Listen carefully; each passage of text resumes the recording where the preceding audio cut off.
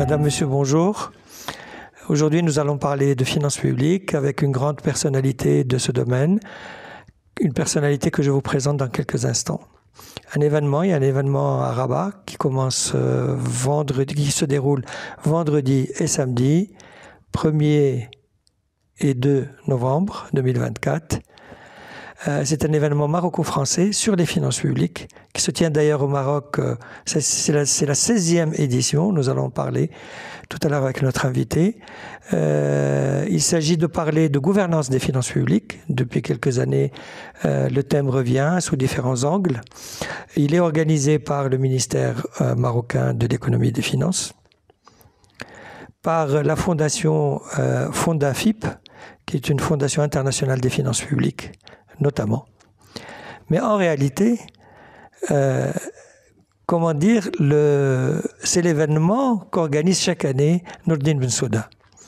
Nourdine Bensouda, qui est un grand commis de l'État, un haut cadre que vous connaissez. Et il a lancé cet événement, je pense, quand il était directeur des impôts.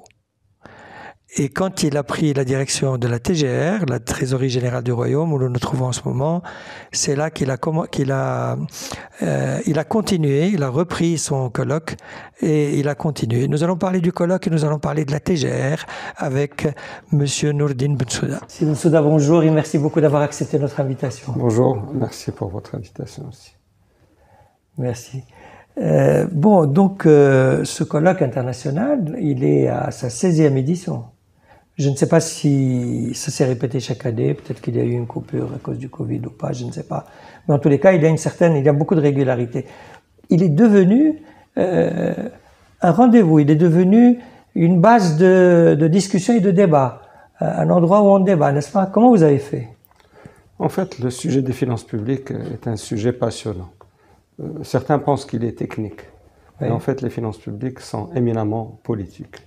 Pour parler de la partie scientifique, au sein de la Trésorerie Générale du Royaume, on a, je pense, la première bibliothèque qui est fournie d'ouvrages et de thèses de doctorat worldwide et qui sont à la disposition aussi bien des universitaires que ceux qui s'intéressent aux finances publiques. C'est celle que vous ouvrez une fois par semaine au public? Oui, elle est ouverte justement pour permettre à tout un chacun de puiser par rapport aux références dont on dispose. Oui. Et justement, notre travail consiste d'abord à l'aide à la décision pour les décideurs publics et privés, et en même temps de vulgariser cette matière qui paraît un peu, je veux dire, pas très attirante, du fait de sa technicité. Mais en fait, les finances publiques, finalement, c'est tout simple, quelque part. C'est comme les finances d'un ménage, les finances d'une entreprise. Il y a d'un côté des recettes, il y a de l'autre côté des dépenses. Et puis, il y a de la dette. Chez des ménages, on s'endette pour la consommation, comme vous le savez, les crédits de consommation, ou les crédits d'investissement. Bon, au niveau de l'État, il y a des règles d'or. Il y a une règle d'or au niveau de la loi organique des finances, surtout celle de 2015. En principe, on s'endette pour financer de l'investissement. Alors, ce travail-là de mobilisation de ressources ou de recettes ordinaires, qui comprennent aussi bien les recettes fiscales, les recettes douanières, les revenus domaniaux et puis aussi les dividendes qui nous proviennent des entreprises publiques, est un travail qui doit se faire dans la concertation et dans la convergence. D'ailleurs, cette convergence fait partie de cette volonté de restructuration et d'amélioration de la gestion des finances publiques. Comme il y a beaucoup d'intervenants, il est nécessaire qu'il y ait une cohérence entre les acteurs. Que ce soit au niveau de la mobilisation des ressources ou au niveau de l'exécution des dépenses. Pour la partie recettes, permettez-moi juste de faire une petite parenthèse, c'est que si toutes les administrations vont chercher dans le même endroit, on va avoir une inflation en termes de prélèvements obligatoires. C'est pour ça que, si on revient un peu dans l'histoire du Maroc, quand il s'est agi de mettre en place la fiscalité locale, il fallait arbitrer entre ce qui est au niveau de l'État, c'est-à-dire l'impôt sur les sociétés, l'impôt sur le revenu, la TVA et les droits d'enregistrement, et tout ce qui devait relever des collectivités territoriales. La première réforme, il y avait un peu j'allais dire quelques doublons, Et il y a eu peut-être des choses à corriger qui ont été corrigées par la suite et qui ont mis un peu d'ordre. Mais le plus important dans ce domaine de ressources, et la même chose en termes, même pour les dépenses, le plus important, ce ne sont pas les prévisions, c'est l'exécution.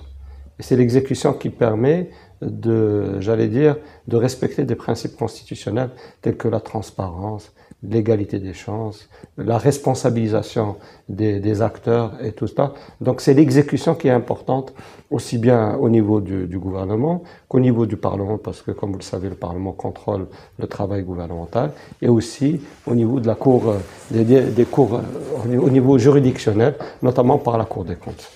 Très bien. C'est clair. Vous avez été directeur des impôts, entre autres responsabilités, et vous êtes maintenant trésorier du Royaume. Donc, vous connaissez parfaitement les finances publiques, et surtout, vous voyez passer devant vous les chiffres chaque mois, puisque vous êtes le premier à publier les états des recettes, des dépenses, etc., avec leur ventilation, répartition, que la presse relaie d'ailleurs. Bon, je ne sais pas, peut-être qu'en lisant, en voyant, vous vous faites une opinion. Parfois, il y a un jugement de votre part, non? Sur l'évolution des finances publiques. Il y a de l'observation par rapport à l'exécution des budgets du budget de l'État et celui des collectivités territoriales. C'est ça. Comme vous le savez, la Trésorerie générale centralise tout ce qui se passe en flux financier au niveau national et mondial. Parce que pour certains, ils ne savent pas que la Trésorerie générale, il y a un comptable dans chaque ambassade et dans chaque consulat qui reporte à la Trésorerie générale, parce que tous les comptables publics reportent à la Trésorerie générale du Royaume qui fait la centralisation. Ça fait partie de la gestion des finances publiques. Alors ce poste d'observation, il vous permet de savoir que font, au niveau des comptables de la douane, comptables de l'administration fiscale, comptables de la Trésorerie générale, les secrétaires greffiers qui sont dans les tribunaux. Donc tout cela, il y a un reporting mensuel, qu'on centralise, et quotidien, mais en même temps, ça nous permet de partager ça avec le grand public. Et ça fait partie de ce qu'on appelle le budget ouvert, justement pour mettre à la disposition de tout un chacun, que ce soit les spécialistes ou les décideurs publics ou privés, de savoir exactement comment s'exécute la loi de finances, comment s'exécutent les budgets des collectivités territoriales. Mais je vous avoue, c'est des chiffres, il faut être un peu expert pour pouvoir un peu les suivre. Et justement, notre rôle, nous, en tant qu'institution, c'est d'expliquer, de partager, de sensibiliser et de sensibiliser surtout les décideurs par rapport à l'exécution du budget. D'ailleurs, comme vous le savez, la loi organique des finances a mis en place des systèmes d'exécution à mi-parcours, par exemple en juin, où le gouvernement est obligé d'aller au Parlement pour donner l'information sur l'exécution du budget. Si nécessaire, est-ce qu'il faut rectifier, est-ce qu'il faut une loi de finances rectificative? Donc tout cela, tous les chiffres proviennent d'ici, et puis tous tous les gens qui s'intéressent aux finances publiques s'appuient sur nos chiffres, et également les agences de notation. Ils voient un peu est-ce qu'on est en ligne par rapport aux prévisions budgétaires. Est-ce qu'il vous arrive ou est-ce qu'il vous est arrivé de prendre le téléphone et d'appeler des ministres pour attirer leur attention sur peut-être un dérapage ou une décision qui peut être lourde de conséquences? Nous sommes plus des conseillers parce que dans chaque ministère, nous avons un trésorier qui s'appelle trésorier ministériel qui s'occupe des recettes, si recettes il y a dans ces départements, et surtout des dépenses. Donc on les accompagne par exemple pour tout ce qui est appel d'offres. C'est-à-dire au moment où ils sont en train de constituer leur dossier, de préparer, on les accompagne en amont avant qu'ils lancent l'appel d'offres sur le portail de la Trésorerie générale, et on essaie de les accompagner parce que ce côté technique ne doit pas retarder l'exécution d'une politique publique. Parce que le plus important pour un ministre de la Santé, c'est d'achever son hôpital, d'acheter des médicaments. La même chose pour celui de l'équipement. Il ne faut pas freiner Justement, la dynamique. S'il y a retard à notre niveau, nous allons impacter négativement la mise en œuvre des politiques publiques. Et la même chose pour la recette. Il faudrait que la recette rentre le plus rapidement possible pour qu'elle soit dépensée pour, in fine, servir un citoyen qui attend un service public, soit en transport, soit en équipement, soit en médicaments, soit surtout en éducation nationale. En fait, vous êtes au cœur de tout, parce que vous faites, si j'ai bien compris, hein, du contrôle de gestion, oui. En quelque sorte, puisque vous avez fait la comparaison avec le privé tout à l'heure, et vous êtes le dépositaire ou le responsable des marchés publics, et vous faites le reporting général pour tout le monde, n'est-ce pas? Oui. Et tout le flux remonte vers vous. Vous êtes le cœur financier de l'État, en fait. Toutes les dépenses et les recettes passent par vous. En effet, mais c'est un cœur qui doit marcher dans de bonnes conditions. Il ne doit pas avoir de l'arythmie, il ne doit pas avoir des problèmes de battement plus rapides ou moins vite que ce que devrait être un cœur qui marche bien. Mais on soigne, justement, on prend soin de ce cœur pour qu'il tourne, pour ne pas bloquer. Comme vous le savez, par exemple, la trésorerie générale, elle est pratiquement, elle s'occupe de dépenses du personnel pratiquement de 1 million de personnes chaque mois. Parce que c'est nous qui payons tous les fonctionnaires de l'État et tous les fonctionnaires des collectivités territoriales. Et nous avons des relations avec le secteur bancaire. Parce que, par exemple, quand vous avez un crédit, il faut qu'on fasse des retenues conventionnelles pour payer le crédit que vous avez emprunté. Oui. Donc ça, c'est pour que ce soit crédit de consommation, crédit immobilier, ainsi de suite. Donc tout cela doit tourner et il ne faut pas y avoir un jour de retard. Et c'est pour ça que quand il y a eu la Covid-19, eh ben, nous étions sollicités pour accélérer la digitalisation et on a pu payer les dépenses publiques à temps, on a pu payer le personnel à temps parce qu'il y a des salariés qui attendent et qui ont des engagements au quotidien. Donc on ne peut pas se permettre un jour de retard. Sans compter les aides qui ont été données à une partie de la population. En effet. Sans qu'il y ait le moindre contact physique. Voilà. Et là, également, par exemple, pour les aides qui sont données aujourd'hui pour l'achat de logements, les 70 000 et les 100 000 transitent par les circuits de la trésorerie. Même le house, peut-être. Oui, enfin, tout transite, toute dépense publique transite par la trésorerie générale. Alors, on va essayer de lever une ambiguïté sur le house. Parfois, les gens disent, non, l'État n'a pas d'argent, c'est pour ça qu'on ne reçoit pas toutes les tranches ou qu'on les reçoit en retard. Est-ce que c'est vrai que vous n'avez pas d'argent ou il y a des dotations pour Special House? Je pense que parfois il y a une confusion entre la prévision et l'annonce et la volonté politique et le temps nécessaire pour exécuter. D'ailleurs, si vous prenez le texte des marchés publics, il y a une indication importante là-dedans. Qu'est-ce qu'elle dit? Elle dit quand je demande à une entreprise de participer, il faut que cette entreprise ait la capacité d'exécuter. Parce que si elle a un carnet de commandes très rempli, elle n'est pas en mesure d'exécuter. Donc, je prends par exemple certains départements ministériels qui ont demandé des augmentations d'enveloppe budgétaire. C'est bien d'augmenter l'enveloppe budgétaire, mais il faut avoir la capacité de l'exécuter.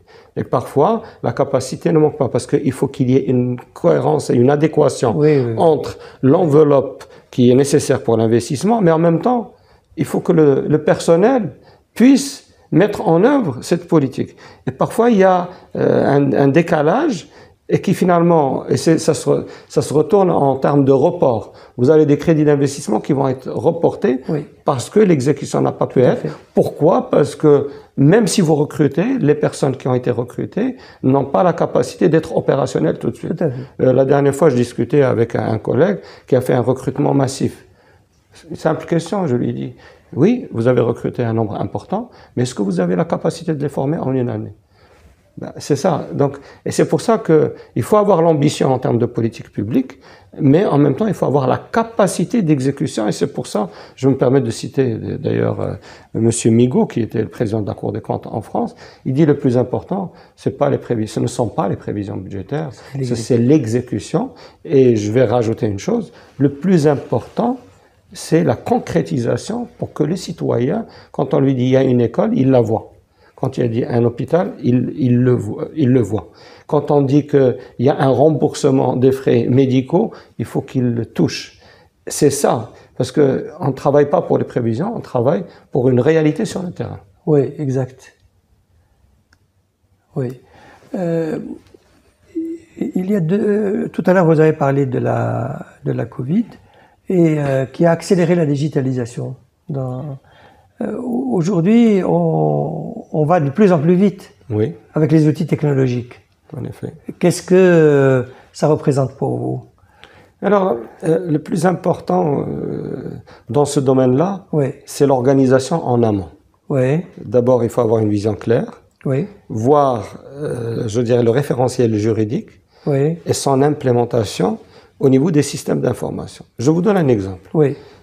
Quand vous prenez quelques administrations, y compris la nôtre, oui. pendant des années, nous avions des systèmes qui existaient pour le personnel, des systèmes pour la dépense publique, biens et services, des systèmes pour la gestion des recettes, mais il n'y avait pas d'interopérabilité des systèmes.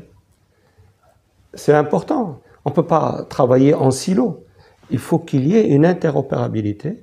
Il en est de même de manière globale entre les ministères. Quand il y a convergence globale entre, par exemple, si vous construisez un hôpital oui. et il n'y a pas de route qui oui. est prévue cette année pour arriver à cet hôpital, eh bien, votre hôpital, il est en décalage. Et si vous avez votre budget d'équipement et vous n'avez pas le matériel pour le faire tourner, eh bien, il y a un décalage. Mais il faut avoir du personnel aussi pour que ça soit opérationnel. Donc, c'est cette convergence et c'est un peu ça sur lequel on insiste quand on dit vers une meilleure restructuration de la gouvernance des finances publiques. Et on insiste sur ça, c'est-à-dire sur des politiques publiques orientées mission. Et quand je dis mission, il y a plusieurs intervenants, il faut qu'on se mette d'accord. Qui va prendre en charge? Est-ce que c'est la collectivité locale? Est-ce que c'est l'État, par le budget général de l'État? Est-ce que c'est l'entreprise publique? Pour ne pas, parce que vu la rareté des ressources, il faut les utiliser de manière optimale. Prendre en charge, ça veut dire tout centraliser? Non. Non. Communiquer. Communiquer, c'est ce qui est classique. C'est la division du travail social. Chacun doit faire une partie du travail et ne pas faire la même chose tous. C'est ça, voilà. C'est ça. C'est plutôt la communication. C'est la communication, la convergence, et puis travailler la main dans la main, y compris et surtout avec le secteur privé. Le secteur privé, la société civile. Et je vous donne l'exemple le plus récent. On a fait une réforme du décret des marchés publics. Eh bien, il y a eu une consultation générale avec les fédérations, avec les architectes, avec tous ceux qui sont intéressés par ce décret des marchés publics. Il a été publié sur le site du secrétaire général. On a reçu tous les commentaires, on a corrigé et on a mis en œuvre. Bien entendu, il y a des adaptations à faire. Si nécessaire, on va le faire. Mais je tiens quand même à saluer ce travail d'équipe et qui va nous mener vers plus de transparence et plus d'égalité des chances pour les entreprises. Donc le plus important d'abord, c'est de bien travailler en amont, de bien se préparer. Ensuite, il faut bien connaître ses objectifs aussi. Bien entendu. Bien. Est-ce que ces outils nouveaux signifient quelque chose pour vous? Est-ce que vous les adoptez? Est-ce que vous les introduisez? Ou est-ce que c'est pas encore le moment? Par exemple, je dis n'importe quoi, intelligence artificielle, est-ce que ça compte? Oui, l'intelligence artificielle, finalement, elle essaie d'améliorer l'intelligence de l'homme, quelque part. J'essaie de schématiser. Aujourd'hui, souvent, je dis de l'extension de mémoire. Quand je dis, c'est ce qu'on dit souvent, la politique des quatre yeux, ou la politique Si je travaille tout seul, je fais un commentaire, une observation sur un fait. Mais si on est trois à observer le fait, on va avoir un multiplicateur. Donc c'est cet effet multiplicateur d'ailleurs qui est connu en économie qui vous permet d'améliorer. Avec l'intelligence artificielle, on écrase le temps. Il y a une gestion du temps plus rapide. Le temps que je peux prendre moi en personne physique avec d'autres, il va être plus rapide avec l'intelligence artificielle. Donc je vais utiliser toute l'information pour le service public. Et peut-être les personnes qui travaillent aujourd'hui sur des tâches qui ne sont pas à grande valeur ajoutée, ils vont vaquer pour faire autre chose de différent et pour nourrir cette intelligence artificielle. Donc finalement, c'est quoi? C'est une rupture, c'est comme la révolution industrielle. Ici, c'est une révolution par l'intelligence artificielle. Alors, il y a deux comportements. Il y a ceux, par exemple, dans les universités, il y a ceux qui les acceptent et ceux qui essaient de la contrôler. Et d'ailleurs, souvent, on dit les Américains créent une technologie et les Européens essaient de l'encadrer par la norme. Donc voilà, c'est des comportements différents. Donc, soit on l'intègre, et nous avons déjà commencé à l'intégrer au niveau de la trésorerie générale, parce qu'on a un chatbot et tout qui répond aux questions, et ainsi de suite, et on essaie d'utiliser utilement notre capital humain. Très bien. Donc, on va dire que sur ce plan-là, vous suivez le mouvement, vous faites ce qu'il faut. Sur le plan des technologies nouvelles. Oui, en effet. Si on voit le volume du budget avec tous les comptes spéciaux, etc., je crois qu'on n'est pas très loin de la moitié du PIB du Maroc. Donc la moitié du PIB du Maroc transite par vous, par la TGR. Oui, en effet. C'est énorme, c'est une responsabilité incroyable. On le fait avec beaucoup d'engagement, beaucoup de respect, surtout de la législation et réglementation en vigueur, et nous essayons de nous inscrire dans une culture d'accompagnement et de soutien à la politique gouvernementale tout azimut. D'ailleurs, je vous avoue que dans la journée, on est souvent sollicité par tel département ou tel département pour accélérer, pour mettre en œuvre. On est sollicité par des opérateurs économiques quand parfois on peut avoir une panne au niveau d'un système d'information et il y a un marché qu'il faut payer ou il y a des documents qu'il faut mettre en place. Et d'ailleurs, nous avons récupéré depuis totalement la gestion de la fiscalité locale, c'est un autre sujet, la taxe sur les services communaux et la taxe d'habitation. Nous avons commencé en 2021 et nous avons pris en charge. Ça fait partie des politiques d'intégration que nous constatons au niveau du ministère de l'économie et des finances. C'est une constante. On a eu l'intégration, par exemple, du contrôle général des engagements de dépenses de ce que ça s'appelait le CED, qui a migré, qui a été fusionné avec la trésorerie générale. Nous avons eu en 2004 l'intégration de l'assiette de l'impôt sur les sociétés, de l'impôt sur le revenu, de la TVA. Le recouvrement est passé à la Direction générale des impôts. En 2024, l'assiette de ces taxes locales est passée à la Trésorerie générale et la taxe professionnelle est passée à la Direction générale en termes de recouvrement. Enfin, ce que je veux dire, c'est toujours dans cette volonté d'optimisation, d'intégration et de diminuer les interlocuteurs, pour ne pas laisser le citoyen ou l'opérateur économique qui est ballotté entre des administrations, celle qui fait l'assiette et celle qui fait le recouvrement. Et au niveau de la dépense, c'est la même chose. Donc cette intégration, elle permet d'aller de l'avant et répondre efficacement à la demande, de notre société.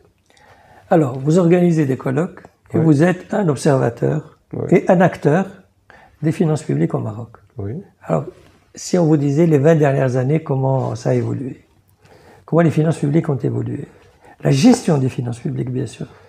Je vous donnerai une réponse peut-être simple.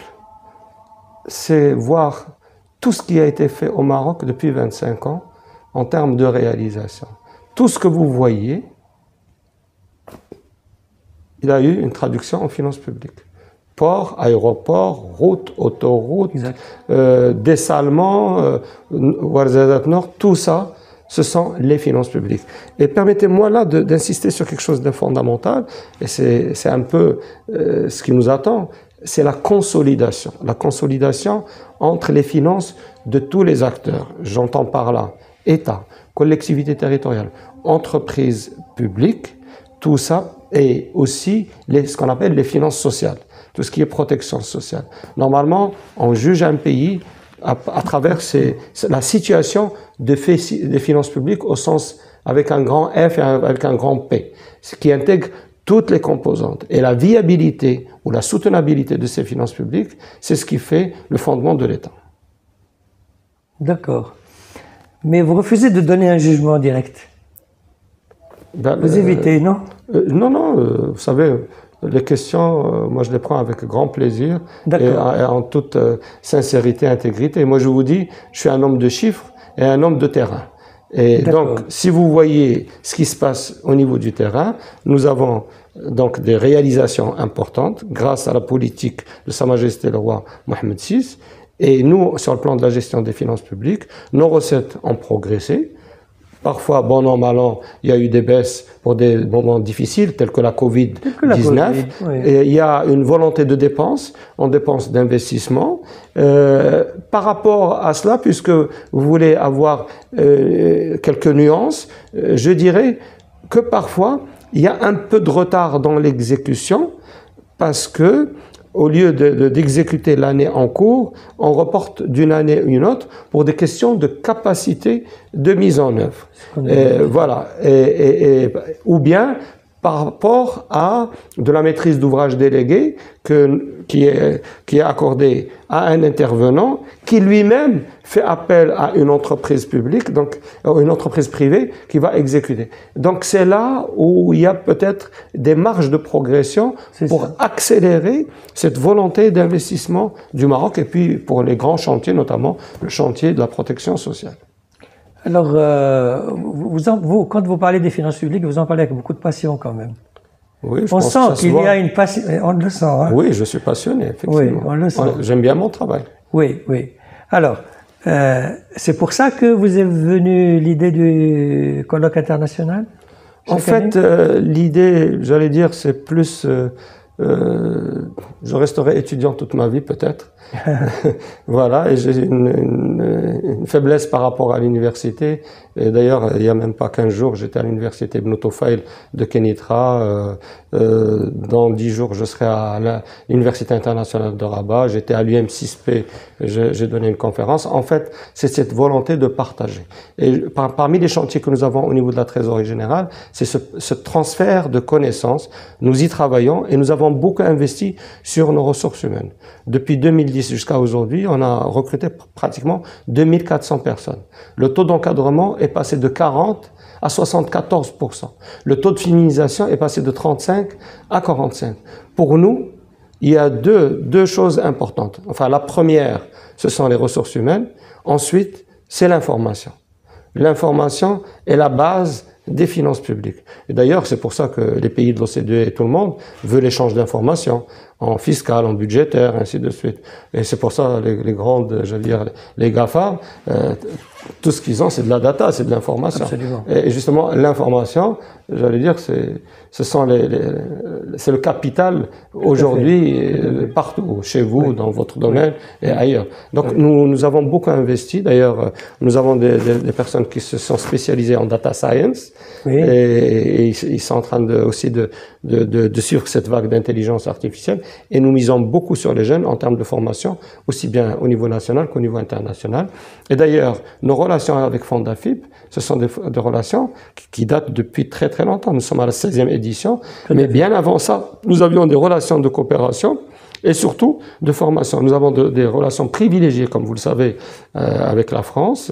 Et nous saluons la visite du chef de l'État français, président Macron, qui a visité Sa Majesté Mohamed VI lors de cette visite d'État.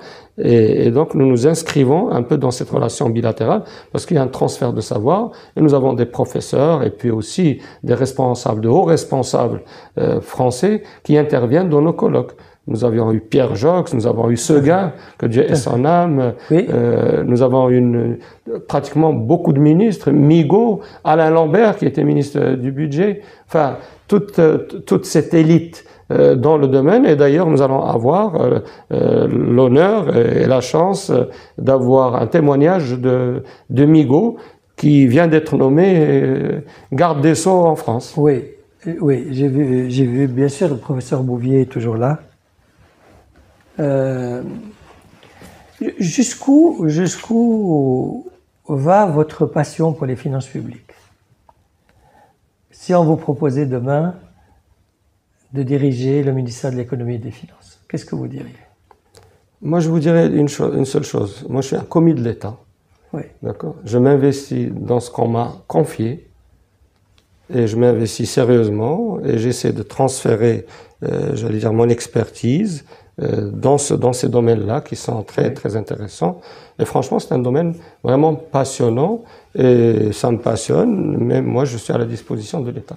On sent une connaissance très fine quand vous parlez. Bien sûr, il y a beaucoup de passion, on l'a dit. Je voudrais vous poser une question une question concrète sur les ATD. Oui. Ça nous éloigne un peu du colloque, de la grande réflexion. Alors, où est-ce qu'on en est? Bon, est-ce que réellement il n'y a plus d'ATD? On ne fait plus d'ATD maintenant? Non, alors d'abord, pour expliquer à tous ceux qui nous écoutent, c'est les avis à tiers détenteurs qui veulent dire quand vous avez du recouvrement d'une créance publique, vous demandez à une tierce personne qui détient les fonds de la personne concernée de vous l'envoyer. C'est la loi qui le prévoit. Une banque, un employeur. Voilà. Donc les avis à tiers détenteurs existent pour ceux qui ne payent pas. C'est ça. Et d'ailleurs, quand vous voyez le taux de recouvrement dans d'autres pays, il est proche de 95-96%, ce qui n'est pas le cas chez nous. C'est-à-dire le paiement spontané et annuellement. Nous avons, je veux dire, un peu de retard dans dans le paiement de certaines créances publiques, et nous agissons par avis à tiers détenteur en fin de parcours. En principe, on envoie un premier avis sans frais, un deuxième avis, le commandement, et c'est quand la personne ne réagit pas, c'est à ce moment-là qu'on utilise l'avis à tiers détenteur. Mais là, nous avons une relation apaisée avec nos concitoyens. Qu'est-ce que nous avons fait ces derniers temps? Nous envoyons des SMS. Parce que souvent, les gens disent « nous n'avons pas reçu ». Donc nous avons la liste de leur numéro de téléphone qui est communiqué par un certain nombre de régies de distribution d'électricité, et on leur envoie par SMS en leur disant « Monsieur, sauf erreur de notre part, il y a un montant qui n'a pas été payé par rapport à cette créance publique. Nous vous demandons de bien vouloir vous connecter au site, voir un peu votre compte par rapport à votre résultats. Ça donne de bons résultats, et puis nos équipes sont aussi là à la disposition de nos concitoyens pour essayer de les accompagner. Et puis si besoin de donner un étalement, on le fait. Si besoin d'accorder une remise, on le fait. Mais l'essentiel, nous sentons une évolution positive que je salue, et j'espère que ça va se renforcer à l'avenir. Mais les ATD? Ben justement, les ATD, c'est un recours nécessaire dans un pays. Il reste nécessaire. Ah oui, bien sûr. D'accord. Nécessaire pour ceux qui ne payent pas. Oui. Pour vous et peut-être moi qui sommes à jour, peut-être on n'a pas. Moi, je n'ai jamais reçu d'ATD. Je pense que vous non plus, vous n'avez pas reçu d'ATD. En fait, les ATD, j'allais dire pour les derniers de la classe. Mais il faut quand même avouer que parfois, il se peut qu'il y ait des erreurs. Et il faut rattraper les erreurs rapidement. Abus, non? Utiliser abusivement, non? Non, c'est parce que c'est des milliers d'avis à tiers détenteurs. Il se peut qu'on se trompe, mais on est là pour corriger toutes nos erreurs. Alors, le stock d'arriérés, il est de combien? Les restes à recouvrer que nous avons, ils sont constitués d'arriérés de revenus domaniaux tels que les ventes ou les locations. C'est des locations, par exemple, pour l'usage agricole, ou bien location juste, par exemple, dans les communes, il y a du patrimoine communal qui est loué. Nous avons le reste à recouvrer des impôts d'État qui étaient gérés par nous avant 2004.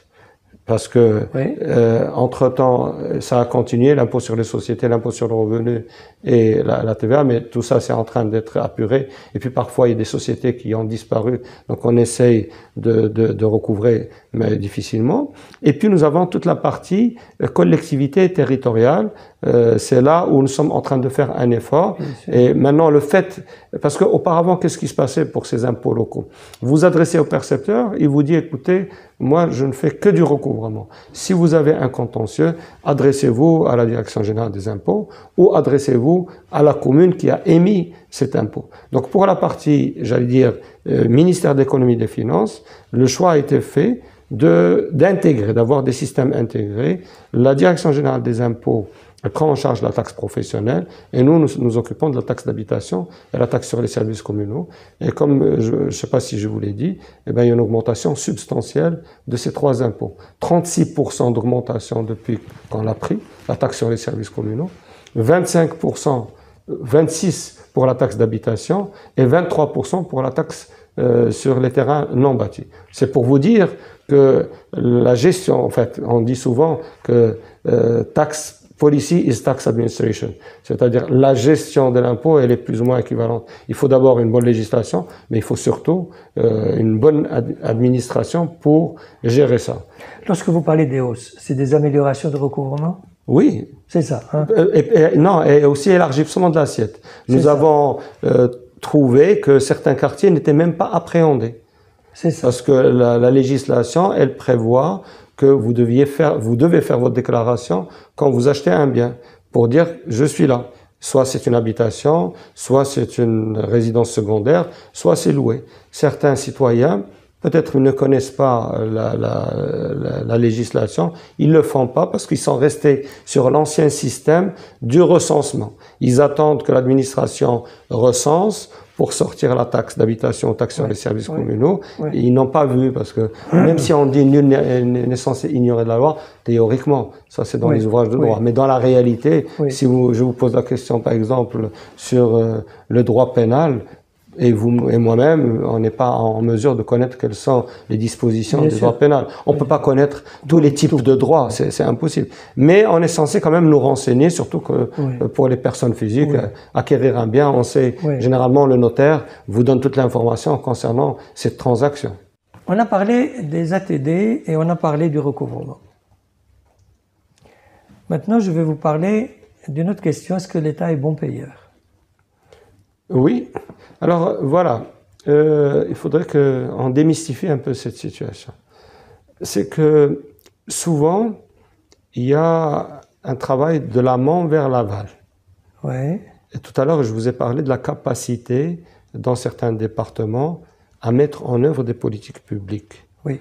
C'est ce qui veut dire que dans chaque département, les responsables, que nous appelons ordonnateurs, doivent être en mesure de dérouler, de mettre en place le marché public, de le suivre, d'adjuger et de donner le bon pour commencer à travailler. Souvent, certains responsables, au lieu de dire que nous sommes en retard en tant qu'ordonnateurs, ils disent c'est au niveau de la trésorerie générale. Mais c'est pas pour me dédouaner par rapport à une réalité, parce que nous, c'est l'État. Quand je dis nous, que ce soit les ordonnateurs, que ce soit les comptables publics que nous sommes les mêmes, nous sommes tous responsables, nous sommes dans une chaîne. Il arrive parfois qu'il y ait du retard. Et justement, il y a eu une évolution à ce niveau-là pour les délais de paiement. Et tout à l'heure, je vous ai dit que les systèmes d'information ont été d'un apport essentiel. C'est que ce qui se passe, c'est que tout est tracé aujourd'hui. On connaît les comportements de chacun et à quel moment il va mettre en place ou exécuter son marché public. Maintenant, la réalité, parce qu'il faudrait parler de réalité. Et sur ça, on est en train de travailler avec les fédérations. Qu'est-ce qui se passe avant de mettre le système en place? C'est-à-dire sur le plan technique. Quand les bureaux d'études se déplacent, quand l'architecte se déplace, quand est-ce on va dire que cet ouvrage a été achevé? C'est cette partie-là qui nous échappe encore. C'est la réception? C'est la réception. On est en train de travailler avec eux. Et d'ailleurs, j'avais invité même l'une des fédérations de dire on va faire avec vous le parcours du combattant de A jusqu'à Z pour savoir, pour chronométrer et savoir exactement ce qui se passe en amont. Donc, mais on est meilleur, je veux dire, payeur que d'autres. Je ne vais pas les citer parce que vous le savez que dans un autre secteur qui n'est pas le secteur public, il y a des retards interentreprises. Est-ce qu'on a une idée du délai moyen aujourd'hui entre la réception et le paiement? Vous savez, vous pouvez faire ce que vous voulez. Il faut changer de mindset. Oui. Il faut de la volonté. Oui. Il faut travailler et il faut essayer de renforcer la transparence. Très bien. Si vous n'avez pas cela, vous ne pouvez pas, quelles que soient les législations, les réglementations que vous allez avoir, vous n'allez pas atteindre votre objectif. Très bien. Si vous permettez, on va passer maintenant au colloque. Oui. Vous attendez, selon vos prévisions, quels seront les points forts de ce colloque?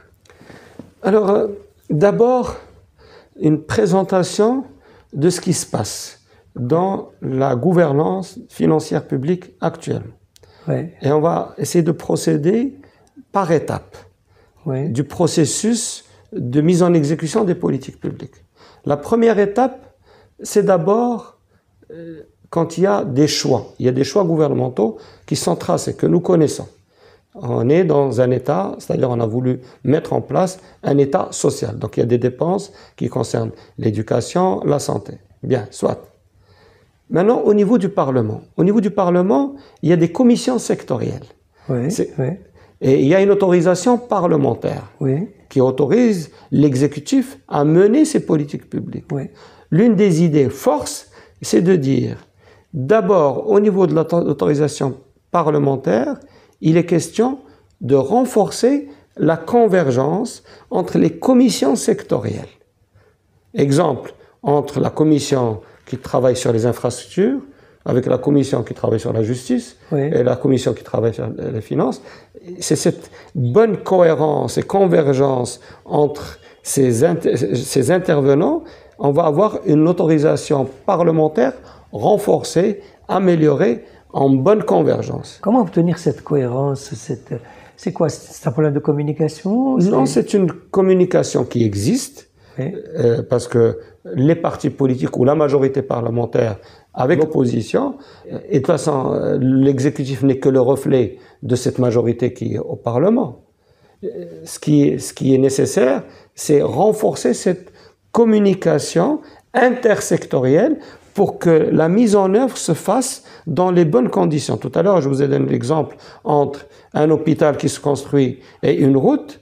Eh bien, s'il y a un décalage temporel, eh ben, ça met à mal la politique publique. Et c'est pour ça que la loi organique des finances de 2015 a parlé de mission.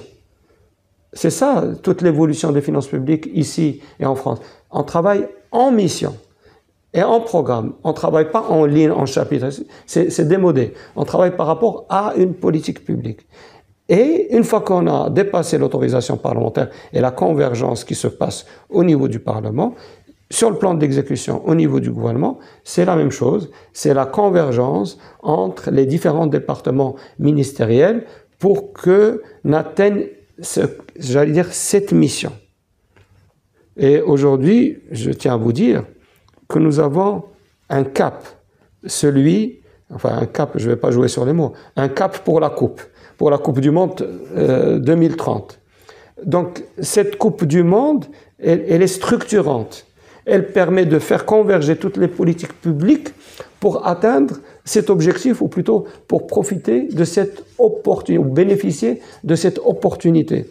Parce qu'en même temps, il va falloir dérouler et les hôpitaux, et les routes, et les ports, les aéroports, le ferroviaire, la formation, le service. Et c'est pas séquentiel, c'est en même temps. Bah oui, en même temps, parce que, juste permettez-moi de citer une économiste de renom qui est Mariana Mazzucato. Elle a travaillé sur ça en disant mission Apollo. Elle a décrit comment, dans le temps, pour envoyer les astronautes sur la Lune, il fallait que tout le monde converge.